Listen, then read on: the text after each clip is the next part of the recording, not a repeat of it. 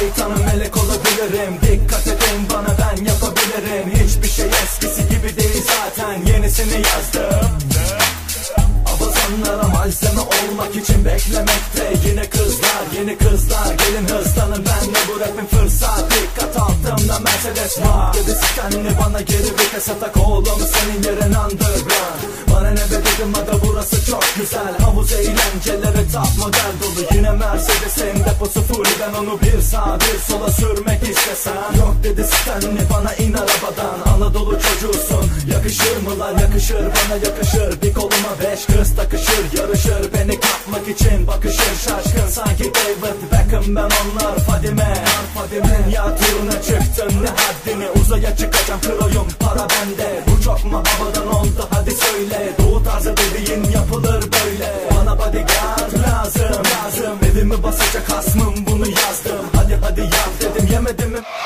Anca laf yapar kronik Kazım. Stanley der ki çok ileriye gittin. Bak bu bir iskos tarzı ve dislerin hiç yakışmadı. Bu şarkıyı pisledin, gel yol yakınken dönüp gidelim. Tarzım neydi acaba, ben şaştım. Stanley pardon, haddimi aştım. Ne yapayım birden sabrım taştı. İnfilak edeceğim.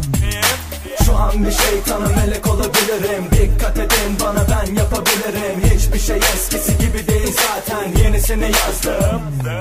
Stanley gel, bu gece gangstayız yo. Birkaç adam dövüp keyfimizi bulalım. Yok dedim oğlum, delikanlı takıl, elini kana bulama. Yok mu sende akıl? Ya Stanley sen acayip bayatsın. Hayatın geçip gidecek macerasız. Karş sakız, punk ass motherfuckers ya da al sakız. Çiğneyip fala bakınız. Yolumu da 5 otostop çok hatun atayım dedim, arkaya ikisi kucakta. Şahin abi bana klipte çekerdi, Antalya'da 40 derece sıcakta. Narkoz sen laftan anlamazsın, bas gaza gidelim dedim, inatsın. Attın kızları arkaya, ne oldu? 250 gram için arabadan oldu. Haklısın Stanley, ne yapacağız şimdi line? Yapacağın tek şey yürümek, taban mine. Nigga çok sıcak ama beynim pişti, hay.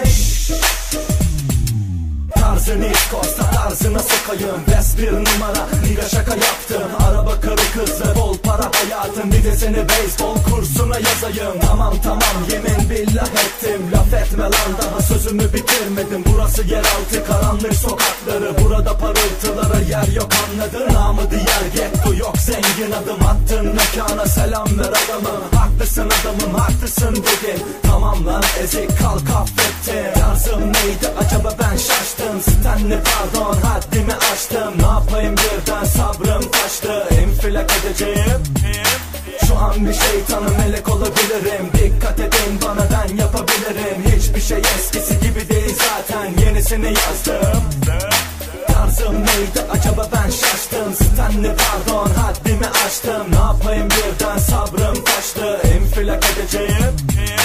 Şu an bir şeytanım, melek olabilirim. Dikkat edin bana, ben yapabilirim. Hiçbir şey eskisi gibi değil zaten, yenisini yazdım.